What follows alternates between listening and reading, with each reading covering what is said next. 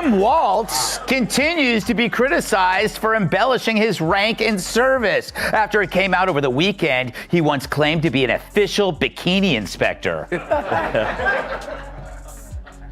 Walz's direct superior in the National Guard says Walz knew his unit was about to deploy to Iraq and went behind the back of his superior officer to resign.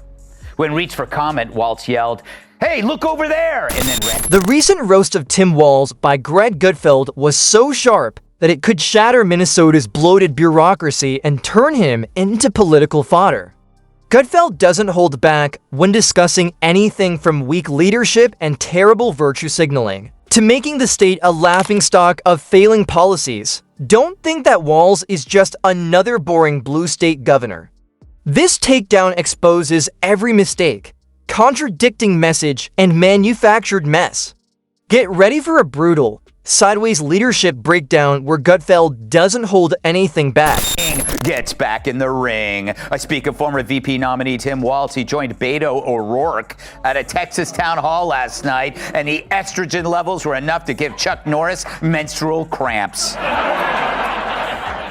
I wonder, is our strength our diversity? Our strength is our diversity. Tim Walz manages Minnesota as if he were a substitute teacher who has just realized that his students know more about the course material than he does. But instead of humbling himself, he doubles down with immense confidence and no results. Greg Gutfeld doesn't need a whiteboard to explain things. If you've ever thought, how did this become California with more mosquitoes, after looking at Minnesota, he has enough numbers and sarcasm to turn Walz's policy bloopers into a stand-up routine. With Walz, it's hard to even bring him up. He has a resting snitch face. You know? I mean, he forfeited his man card during COVID and the riots. And you're right. And also, at that diner, of course, he left early.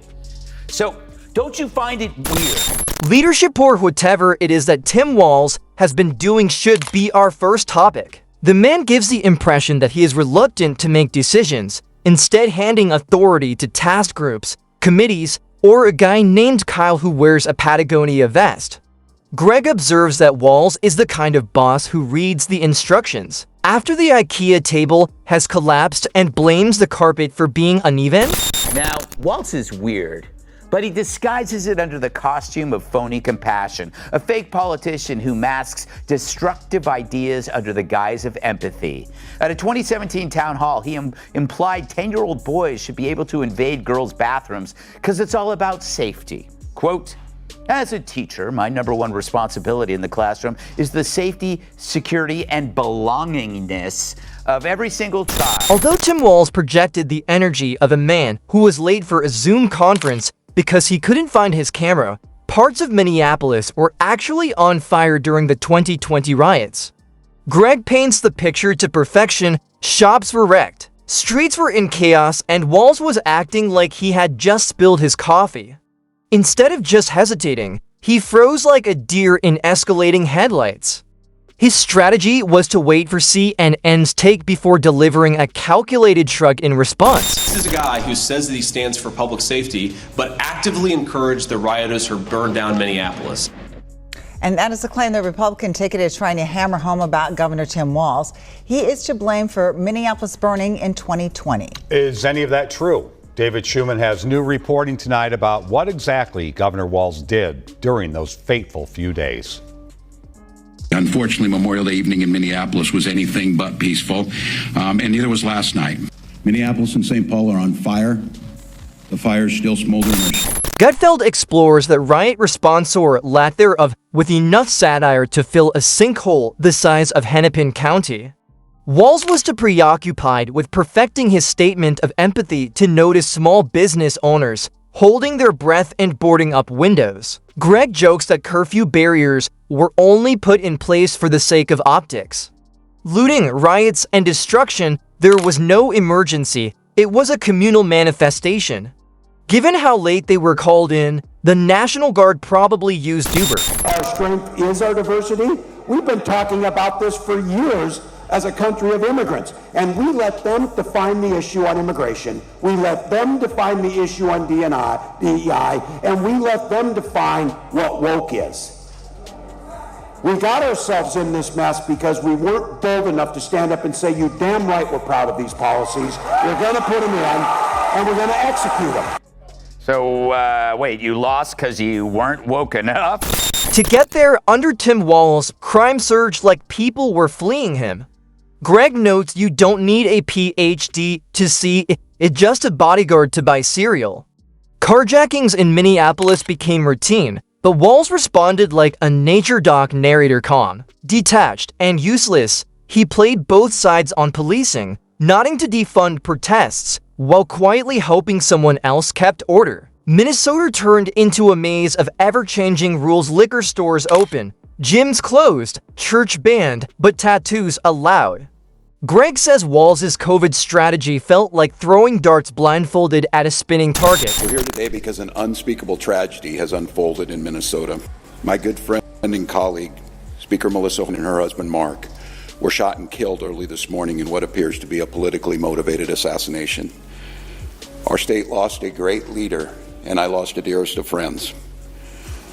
My prayers also go out to State Senator John Hoffman and his wife Yvette, who were each shot multiple times. The Hoffmans are out of surgery at this time and receiving care, and we are cautiously optimistic they will survive this assassination attempt. This was an act of targeted political violence. Peaceful discourse is the foundation of our democracy. We don't settle our differences with violence or at gunpoint. And those lockdowns were brutal. While small businesses were seen as the public's enemy, big box companies were permitted to generate massive profits. Greg said that essential meant big corporation and non-essential meant you. Mom and pop shops were suppressed by regulations, but Amazon and Target made enough money to buy an entire continent. It was like ice skating the level of hypocrisy. And in Minnesota, someone probably did, since Tim Walz loves nothing more than pretending to improve schools by lavishing administrators with money while ignoring student performance. Let's talk about education. During his tenure, test results declined more sharply than his approval ratings. Next comes the curricular circus. Walz turned classrooms in Minnesota into ideological obstacle courses where gender unicorns and pronoun charts were more important than math. Hack at Politico writes this piece on the body language from the debate, claiming that it speaks volumes. Yeah, it says that Walz lost, but one of them at Politico says is like Walz's wide eyes showed his passion and emotional intensity. Can we show that? There is his wide eyes. That humans would widen their eyes to convey that danger is close. What emotion are you getting from that? Greg doesn't mince words. He claims that kids in Minnesota are graduating with critical thinking skills comparable to toast. The school system isn't preparing them for the real world. It's preparing them for a lifetime of overpriced group therapy and activism. Let's not forget taxes. Taking every penny from working people seems to be Walz's definition of a thriving economy, which is why Minnesota became one of the most heavily taxed states in the nation. Walz sees tax hikes the way Oprah sees giveaways, Greg jokes.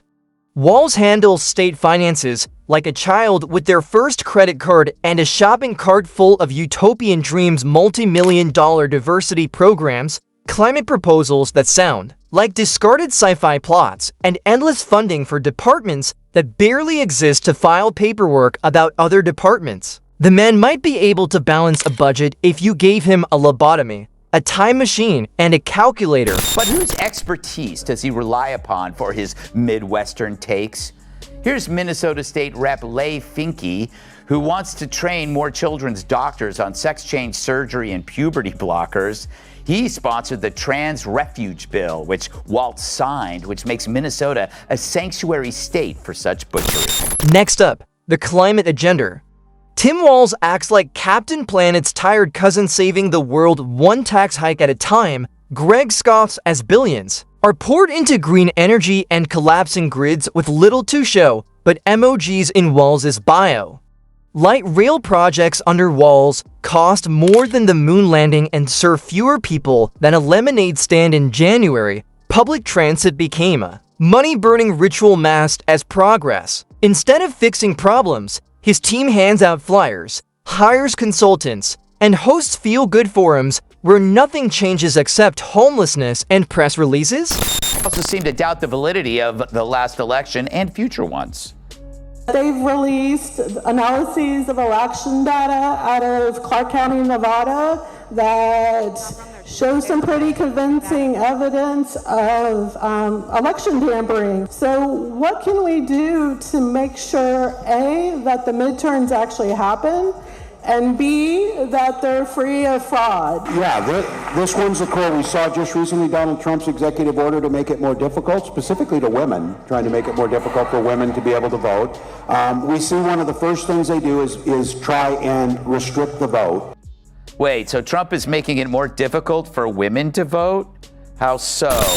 Walz is obsessed with buzzwords resilience, equity, sustainability all thrown around like he's playing activist bingo. Greg calls his speeches alphabet soup with hand gestures. Hashtags replaced results, and leadership turned into theater. Walz chased social justice clout and passed laws fit for fantasy. In trying to please everyone, he pleased no one kneeling for cameras while standing for chaos.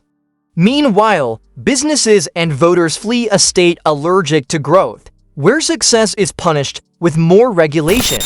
Exploited his military background to cover up his crime. He said it was related to his service and that he actually wasn't drunk. He just misheard the instructions in the drunk test. He blew a super high level. It was like, 0.2, driving 100 miles an hour. And then when he's running for office, he said that he wasn't drunk. I mean, this guy has creep written all over it. He created a snitch line, but lies about his personal infractions. He doesn't even own up to it. This is a guy who pushes a hoax about a sex on a couch. And then the closer you look at him, he's a creepy. Greg jokes that South Dakota gives CEOs welcome baskets saying, "We don't hate you here," while under Tim Walz, Minnesota farmers faced more red tape than a Soviet bakery. When they asked for clarity, Walz gave them community sessions and watched crops die in the name of carbon privilege. Is broadband policy? Glorified Zoom filters and failing infrastructure, yet he bragged like he invented Wi-Fi. Greg says that's like bragging a flat tire is equally broken on both sides. Rural communities only hear from Walz at election time, and he still acts like Minnesota is a progressive success, even as it exports little more than polished nonsense to DC and comedy writers. Since his only attack was that the other guy was weird. Because everyone is weird, the more you get to know them. It's why marriage is a commitment. Over time, both spouses realize we're all bat crazy. But there's weird and there's dangerously insane. Instead of fixing problems, Walz spent millions creating task forces to study issues he caused, like hiring a detective to investigate your own crime, then painting a mural in your honor. Minneapolis streets resemble a Mad Max audition, where graffiti is the most reliable public service. Greg doesn't need to exaggerate. Walz writes his own roast. His pandemic response was cherry-pick science, schools are failing, and storefronts are vanishing. Minnesota now runs on tax, spend, and deflect. As people flee to better states, Walz calls it progress, Greg calls it delusion, and he's just getting started.